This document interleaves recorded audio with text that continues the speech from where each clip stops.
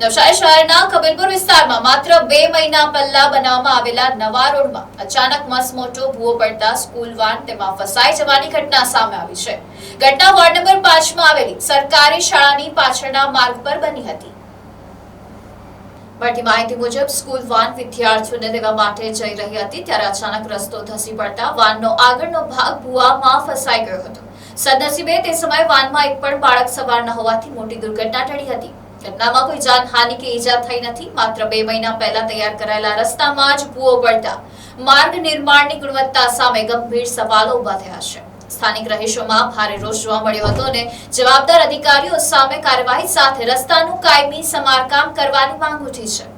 ઘટનાની જાણ થતાં નવસારી મહાનગરપાલિકાની ટીમ તાત્કાલિક સ્થળ પર પહોંચી હતી અને ભૂવાનું રિપેરિંગ કામ શરૂ કરી માર્ગને સુરક્ષિત બનાવવાની કામગીરી હાથ ધરી હતી. હાલ મનપા દ્વારા સમારકામની કામગીરી ચાલી રહી છે, જ્યારે સ્થાનિકો દ્વારા સમગ્ર રોડની ગુણવત્તાની તપાસ કરવાની માંગ પણ કરવામાં આવી છે. Bureau report NDC news, Navsari.